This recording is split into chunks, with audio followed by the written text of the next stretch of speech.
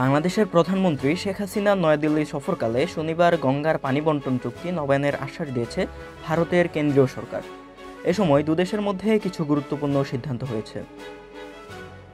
এতে আপত্তি তুলেছে পশ্চিমবঙ্গের তৃণমূল কংগ্রেস। রোববার দেশটির আনন্দবাজার পত্রিকায় প্রকাশিত প্রতিবেদনে বলা হয়েছে, শনিবার গঙ্গার পানি বণ্টন চুক্তি নবায়ন হয়েছে। তৃণমূলের মূল অভিযোগ, রাজ্য সরকারকে এড়িয়ে চুক্তির নবায়ন হয়েছে। রাজ্যের ক্ষমতাসীন দল তৃণমূলের তরফে এই চুক্তি নবায়নকে পশ্চিমবঙ্গকে বিক্রি করার পরিকল্পনা হিসাবে বর্ণনা করা হয়েছে। একই সঙ্গে তিস্তা চুক্তির কথা স্মরণ করিয়ে দিয়ে তৃণমূলের তরফে বুঝিয়ে দেওয়া হয়েছে, রাজ্যের বুকে রাজ্যকে এড়িয়ে রাজ্যের স্বার্থ বিঘ্নিত হয় এমন কোনো কাজ করা সহজ হবে না।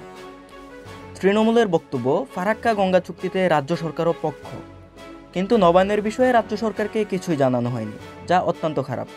পাশাপাশি বলা হয়েছে, এই চুক্তি বাবদ রাজ্য সরকারের যে পাওনা অর্থ তাও বকেয়া রয়েছে।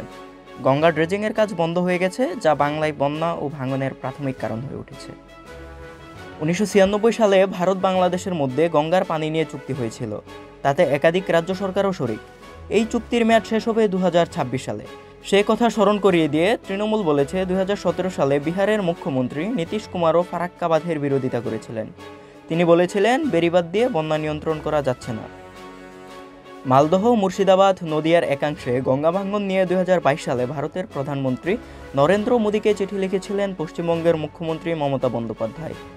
সেই চিঠির প্রসঙ্গ তুলে তৃণমূল বলেছে, 2 বছর আগে মমতা বলেছিলেন, ফারাক্কা বাঁধের জন্যই পশ্চিমবঙ্গের বিস্তীর্ণ এলাকাকে ভাঙনের মুখে পড়তে হচ্ছে, যার ফলে মানুষের ভিটেমাটি যেমন যাচ্ছে তেমনি ক্ষতি হচ্ছে চাষেরও। শাহপরান, পদ্মা নিউজ।